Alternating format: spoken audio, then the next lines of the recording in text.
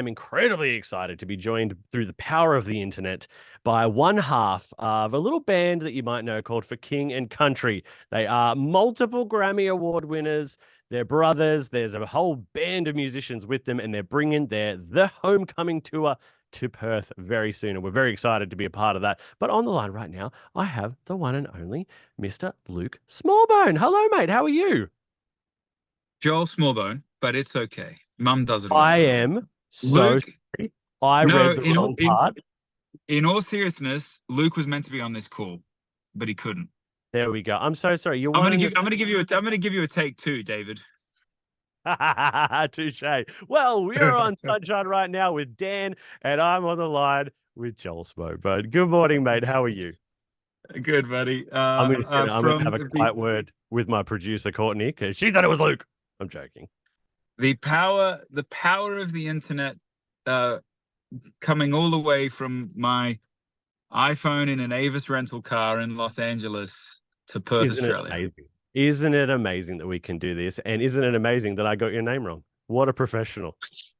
And I was just joking about this. In fairness, again, Luke was meant to be on this call, and you can't see this if you're listening, but I am wearing a beanie, and we are brothers, and the genes are strong. This is true. So it's true. All right. Well, hey, I have a brother, and we look very similar as well. So, you can call me Mike for the rest of the interview if you want. That's fine. I should have called you Mike. Yeah, that's all right. So, look, let's start off with a bit of fun. How Aussie are you? You still sound pretty Aussie. Let's talk. Let's talk. Do you love Vegemite? Oh, 100%. You know who else loves Vegemite? My wife. Your American wife loves Vegemite. She's a California girl. She loves Vegemite with sharp cheese. Oh, okay. I feel ya. I can't get into it, but hey, all power to you. Do you say thongs or flip flops? Man, I muscle through on the thongs. The trouble is, thongs are very suggestive in America. Mm-hmm. So you get some sideways looks depending on the company you're in. That's true. Singlets or tank tops?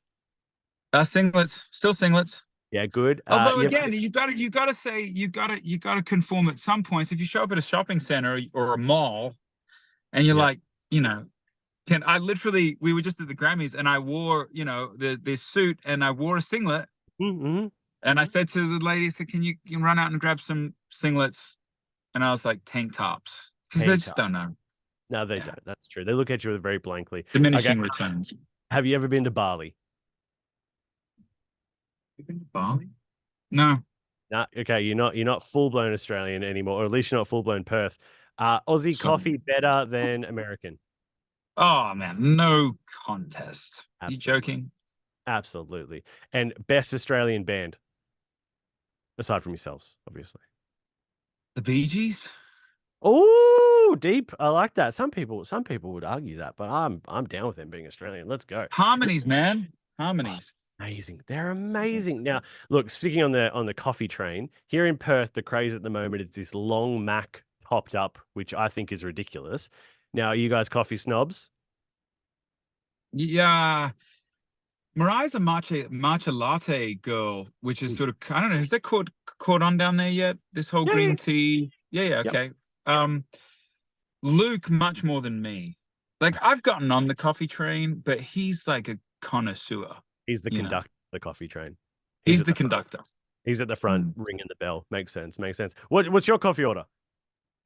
It's simple, man. I just need a half almond, half coconut milk latte, extra hot with a touch of honey.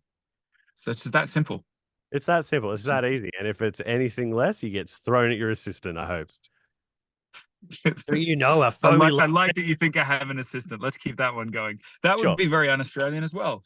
That's more of a Luke thing than a Joel, obviously, right? Yeah, sure. Since he's not here, we can just rag on him. Exactly, it's fine. So Mike has an assistant, right? Yeah, Mike, my brother has an assistant. Yeah. Of course he throws coffee at them all the time. So speaking of your brother, what's the most challenging part about working with your brother?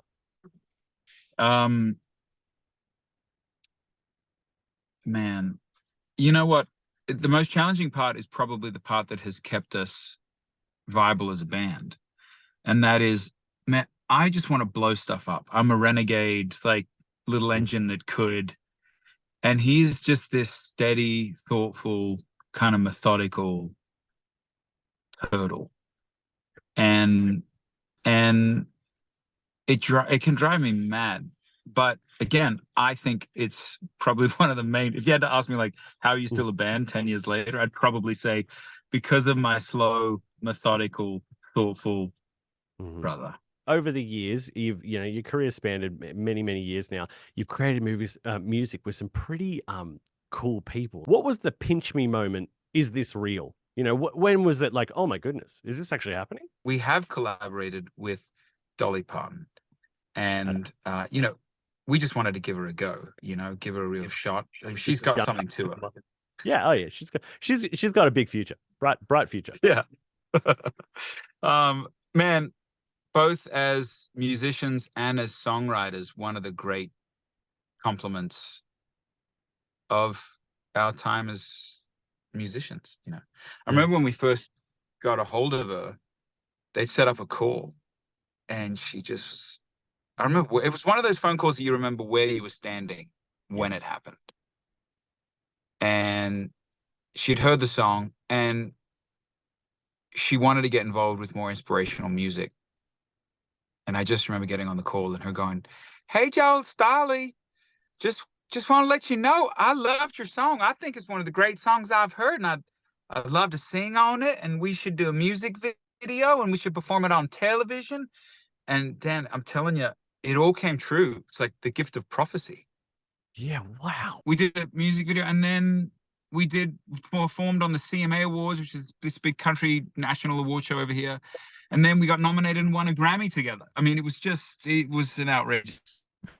That's wild, man. That right there is the epitome of a pinch me. Is this real life, especially with someone as famous and even iconic as Dolly Parton.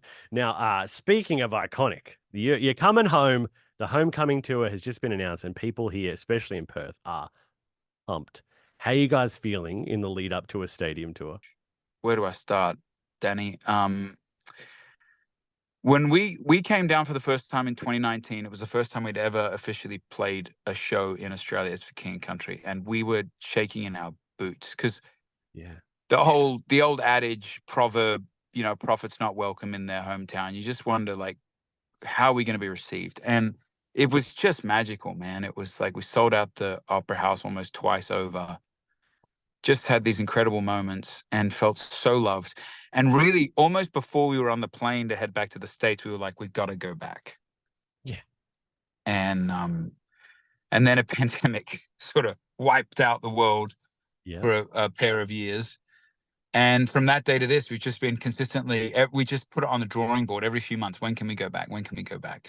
And so to come back, to come home, no pun intended, and even to dub it the homecoming tour, it just feels like we're coming back, not frightened about the whole experience at this point. We're coming back with such confidence, and it really feels like this celebration that we're able to come back. We're able to bring all the bells and whistles. We're able to bring a new record at this point, able to bring new music, and able to do it in a way that feels worthy of an Australian tour, and that's one thing I'm really proud of this time is we've sort of, even the team has sort of put us in venues that are dreaming big, and so we hope Australia dreams big with us again, and that we really able to make something of it. It's going to come up quick, man. May's going to be here before you know it. It will be. We're very excited. Where would you say is the biggest venue you've played so far? This is actually fresh on my mind because we're just talking about today. We're playing. Americans love their rodeos, so one of the most prominent rodeo in America, maybe even the world, is called Rodeo Houston. Everything's bigger in Texas. Absolutely. And man, we're playing one of the nights. And last time we played a couple of years ago. Last time, it's like Ricky Martin and these sorts of characters every night. This year, it's like we're playing one night, the Jonas Brothers are playing another night. And there's going to be we've sold 50,000, not 50 tickets to it. so far. Wow, that's insane. And brothers both nights. That's, that's a real theme going on there. I don't mind that at all. They should do festivals like this. You need to either be Thank family you. bands or brotherly bands or something like that. Well, okay, well, look, RAC Arena, which we have here, is pretty solid. So we're excited to be a part of it. We're looking forward to hanging out that day. Now, look, we're gonna wrap up. You gotta get going to dinner. So looking through your merch store online, very impressive. You got some really fun stuff on there. You got snow globes and jigsaw puzzles. What I Oh yeah. want to Oh yeah. what I want to know is there ever been a merch item that you've really pushed for and it got denied? One that almost got denied that I had to muscle through on this Christmas tour, actually. So we're part of a feature-length film that actually kind of circles around our origins of Australia. It's a drama, true story, 90s film about a mum who migrates from Australia to the United States with her 6 kids and one on the way, and her husband who's lost everything. It's actually it's sort of our parents' Yeah, wow. story of coming to the States and all the perils and pitfalls and triumphs that we faced along the way. It's a really miraculous story. Mm. And we just did a arena Christmas tour in the United States at the end of 2023. And I really wanted to do an unsung hero movie T-shirt.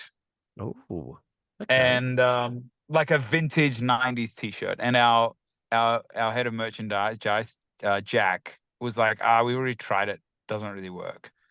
And just like an unsung hero T-shirt. And I said, "Oh, Jack, we're going to make it work this time." So we did Jack, it. I'm your boss. And it didn't work. No one really bought the shirt, but I was just happy as Larry that we had the Unsung Hero movie T-shirt. So, 4 people have it. I don't know. That's maybe under exaggeration, but Imagine right now if I took this T-shirt off and I was wearing it underneath. Let's just imagine that happened. Wouldn't that be amazing? Man, no one can see you unless they're watching on social media. So let's just say you have it on. Yeah. Oh, you Wow, mean Danny, how this did you do T-shirt? that? What? Who would have known? What? Oh, too good. All right. So to wrap up, where the homecoming tour is happening, can we get some inside goss? What can the people of Perth, the people of Australia, what can they expect from a stadium tour? Well, one thing we've had a lot of meetings about it, as you would imagine, how to pull it off, how to get everyone and everything down there. And one of the things we've just come back to time and time again is like, we have to, it's in some way, shape or form, transplant all that we've learned over here in touring the United States and so on, and Canada, and take it to Australia, in all kind of its glory. And so, there's 90 instruments on stage, there's curtains falling from the ceiling and streamers shooting through the air. And it's a bit of a spectacle. And we're really aiming, and LED screens and all the rest of it. And we're really aiming to bring all of the sort of the trinkets, if you will. But more than that, man, I think we're bringing more heart and passion to the live show than we ever have. And I'm really proud of that. I'm really proud that it's a night for everyone, It's sort of a come one, come all. It's 2 to 82. Yeah. And it's also a night that I feel like is, no matter where you sit on the spiritual scale, or on your religious position, I really feel like it's a night for everyone in that regard as well, and so our hope is that we can leave Perth better than we found it, that we can come in and offer a night that, yes, is entertaining, yes, is a spectacle, yes, is dramatic and unexpected, but is also a night that brings people together. Because let's face it, we've got our work cut out for us in 2024 about isolation, smartphones and society feels like it's sort of shrinking into a bit more isolation. But these live shows, we can show up with people and rub shoulders with people who look different, act different, think different, vote different from us, and yet we're united in that song or that idea or that spiritual sentiment. And we're all for it. And the chance to be coming home, to have a homecoming to our birthland and bring this to our own island is pretty outrageous. And we're pretty privileged. Oh, well, we are so pumped, Joel. We're looking forward to having you here in Perth. I think we're going to be doing some more stuff with you on the actual day when you guys are here, and we can't wait. And I apologize once again for calling you your brother's name, and I hope you have a great evening.